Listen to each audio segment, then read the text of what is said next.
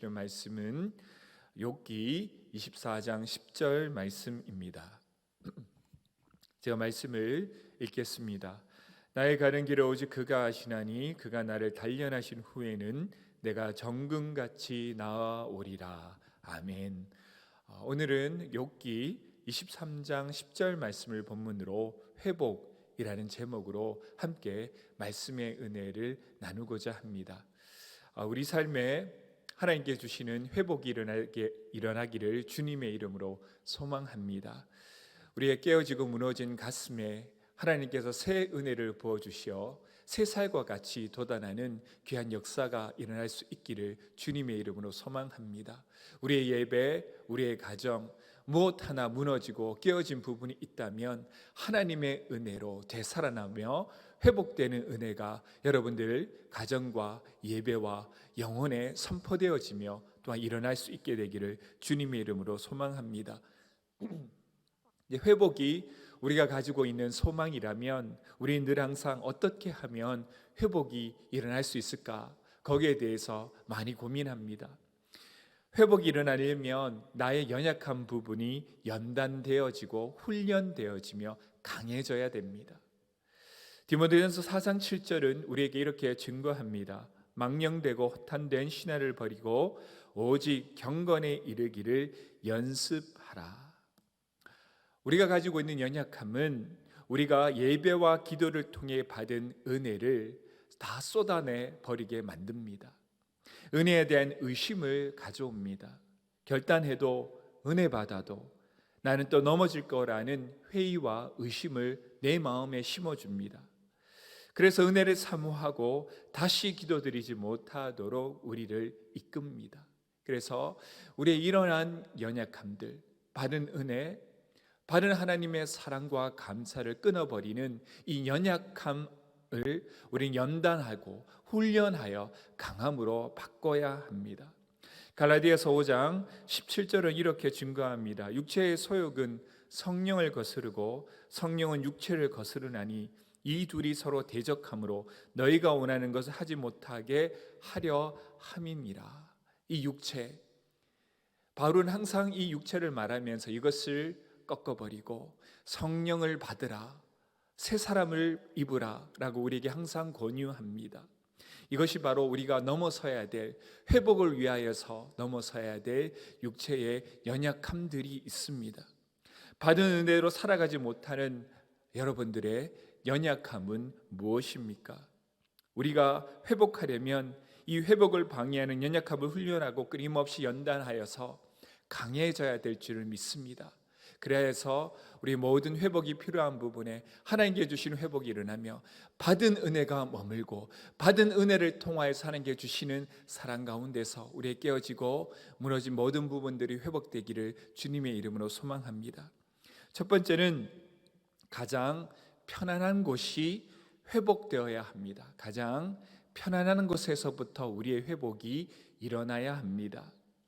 사실 이 두 가지가 무엇일까? 우리가 가장 편안한 부분, 가장 편안하게 생각하는 부분이 어디일까? 생각해 보니 한 두 가지 정도 영역이 있더라고요. 그것은 교제와 쉼, 여가입니다. 우리는 교제하고 여가를 보내는 것을 하나님의 뜻대로 쓰는 것에 굉장히 연약하고 약합니다. 왜냐하면 많은 사람들이 이 시간에 영적인 긴장감을 내려놓기 때문입니다. 그래서 사단은 이 시간을 노리고 우리는 이 시간의 연약함으로 인하여서 쉽게 무너져 내립니다. 다윗이 우리아의 아내를 주목하게 된 것도 이 쉼의 시간이었습니다. 사무엘하 11장 2절은 이렇게 증거합니다. 저녁 때에 다윗이 그의 침상에서 일어나 왕궁 옥상에서 거닐다가 그곳에서 보니 한 여인이 목욕을 하는데 쉼이 아름다워 보이는지라. 이렇게 사단은 이 여가와 쉼의 시간에 다윗을 공격했고 다윗은 영적인 긴장감을 내어버린 채 이 공격을 받아 넘어지고 말게 됩니다. 여가와 교제의 시간은 책임감을 벗고 온전히 내 것이라고 생각하기 때문에 우리는 쉽게 넘어지기 쉽습니다. 온전히 쉬고 재미있게 교제하되 붙들어야 할 마지노선이 있음을 기억하시기 바랍니다. 이 영역에서 우리가 가장 연약할 수 있음을 인정해야 합니다. 삶의 가장 편안한 순간에 있어서도, 가장 편안한 사람들과 나누는 만남에 있어서도 주님이 나와 함께 하심을 잊지 마시기 바랍니다. 그리고 내 모습을 통해 하나님이 나타나고 선포되어지고 그 교제와 그 쉼이 은혜 충만한 시간으로 채워질 수 있도록 여러분 기도하시기를 주님의 이름으로 소망합니다. 이것은 쉼도 마찬가지입니다. 쉼에 있어서도 그것 안에 믿음이 나타나고 믿음의 고백이 나의 쉼이 되어야 합니다.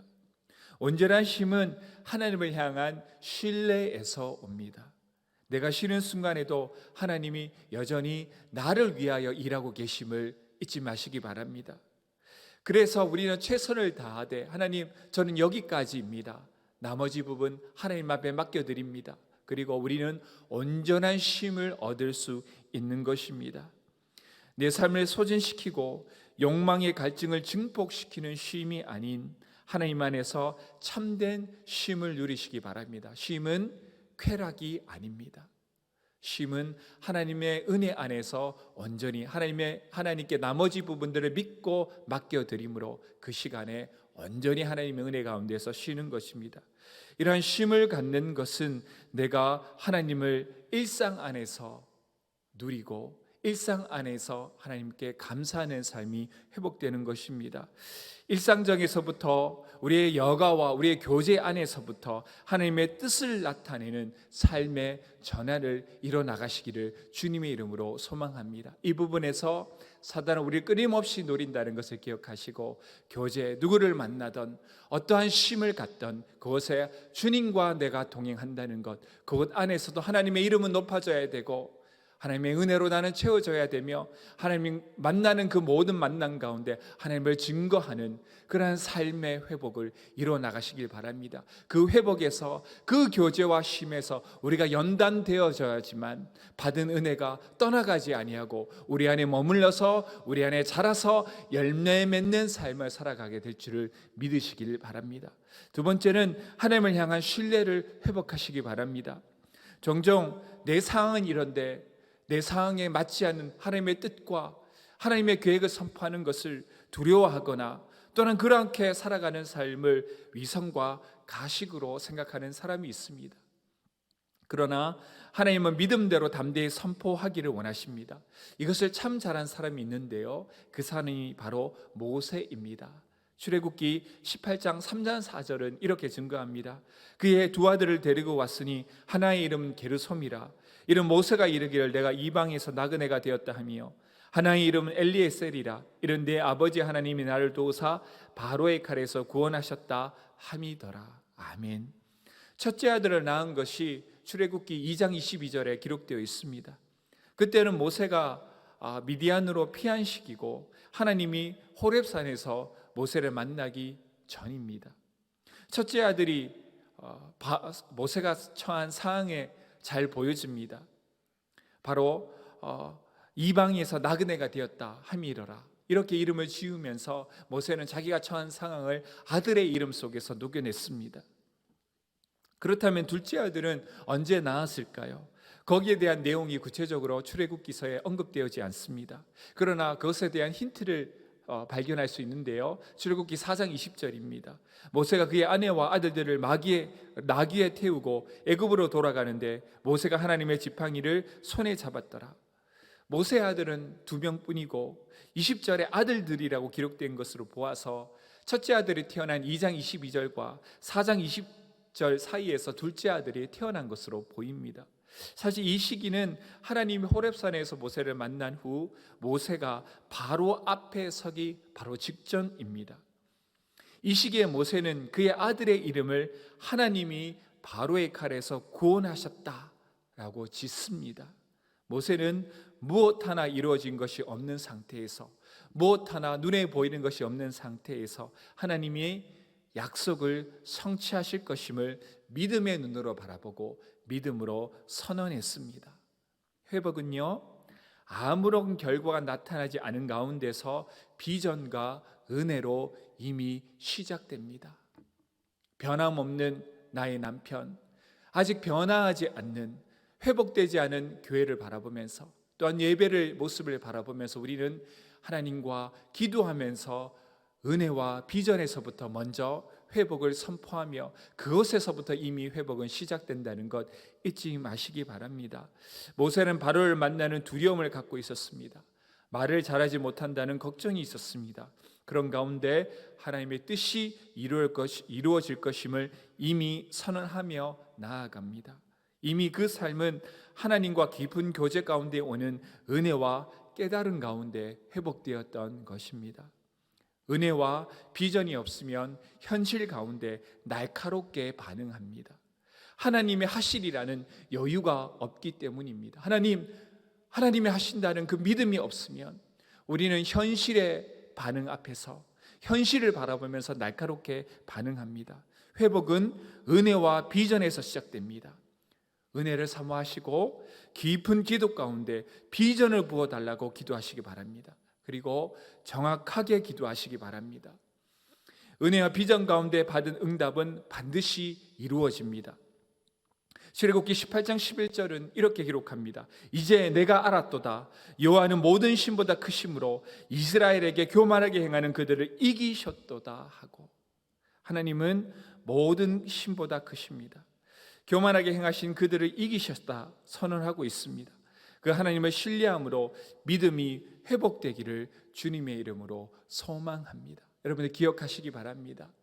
회복은 비전과 은혜 가운데서 이미 시작된다는 것을요. 하나님께서는 먼저 은혜를 주시어 우리를 먼저 하나님의 은혜를 주시는 은혜를 통하여서 우리를 먼저 영혼 가운데 회복시키십니다. 그리고 회복의 걸음을 걷게 만드십니다. 그러므로 우리가 구할 것은 하나님께 주시는 은혜와 비전이 되어야 될 줄을 믿습니다. 오늘 시간 눈에 보이는 것 없고 변화하지 않는 상황 속에서 날카롭게 반응하기보다 하나님 먼저 나에게 비전과 은혜를 부어주시어서 회복의 걸음을 시작하게 해달라고 기도하며 나아갈 수 있는 모든 왕성의 성도들이 되시기를 주님의 이름으로 소망합니다. 오늘 이 시간 하나님 앞에 기도하면서 나아가기를 원합니다.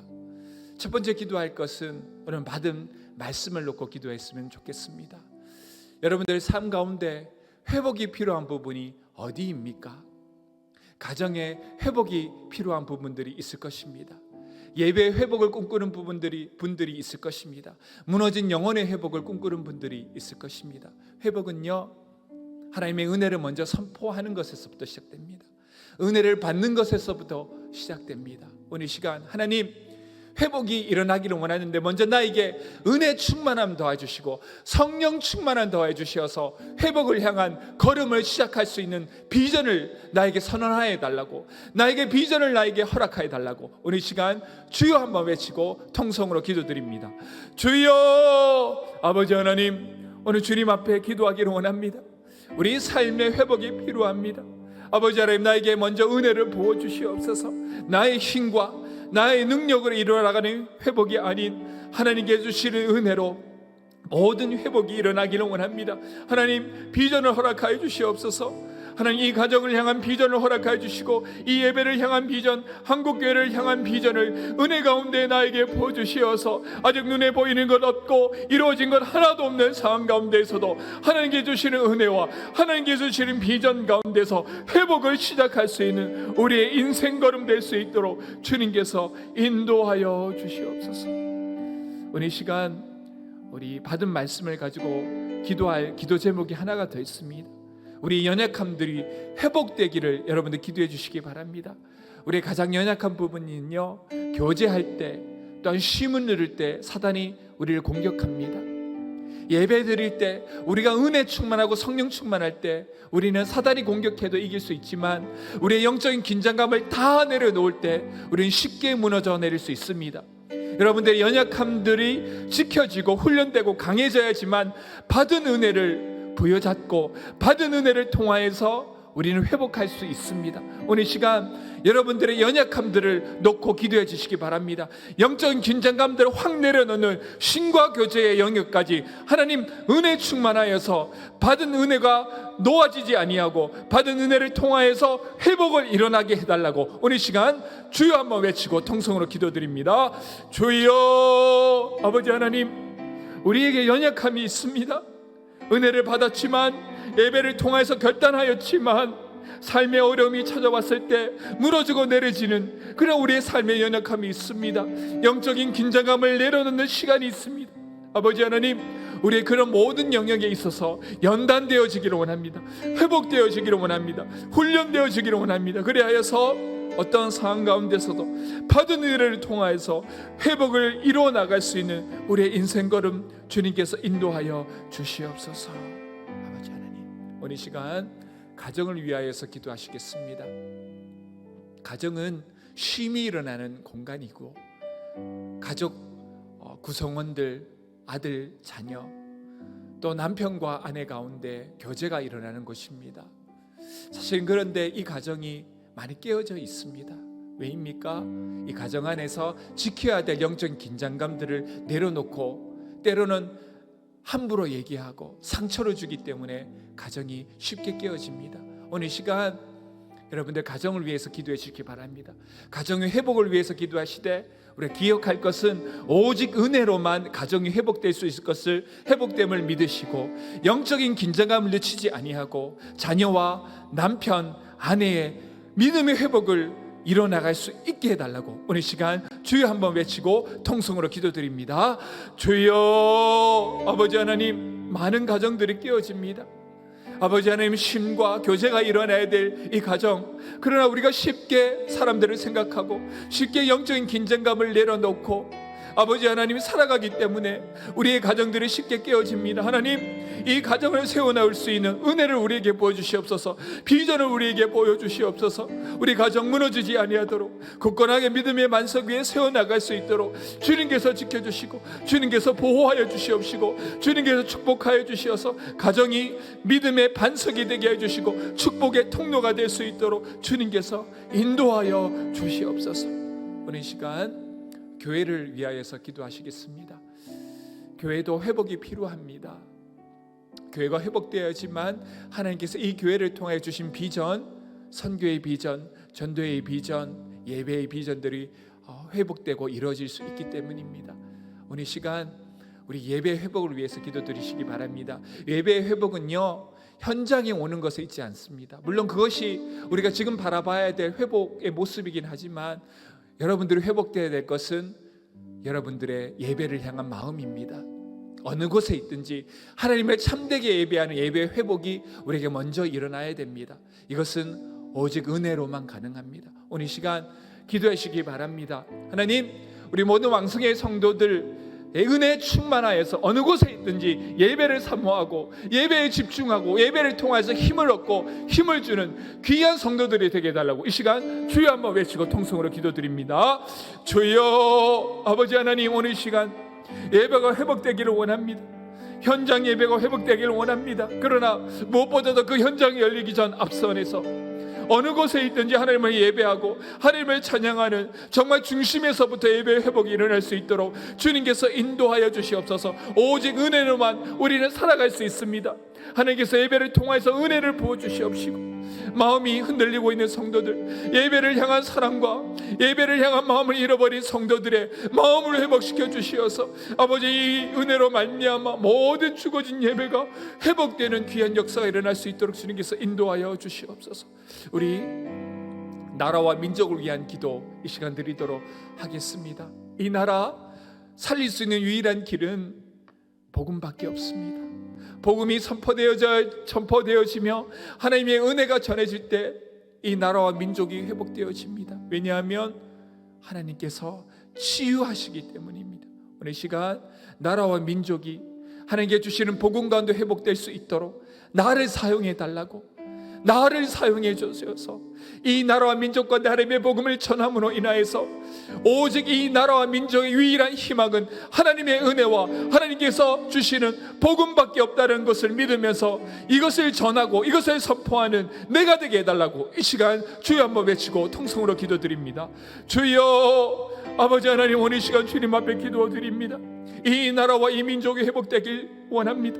그러나 이 나라와 민족을 회복할 수 있는 유일한 희망은 복음, 하나님의 은혜밖에 없습니다. 아버지 하나님, 먼저 내가 은혜 충만하게 해 주시어서 나를 통하여서 하나님의 은혜가 전파되고 나를 통하여서 하나님의 은혜가 전달되는 귀한 믿음의 전달자, 전도자로서의 삶을 매 순간 살아갈 수 있도록 주님께서 인도해 주시어서 이 나라와 이 민족이 하나님의 복음과 하나님의 은혜로 회복되는 귀한 역사가 일어나게 하여 주시옵소서. 오늘 이 시간 선교사님과 북한을 위한 기도 드리도록 하겠습니다.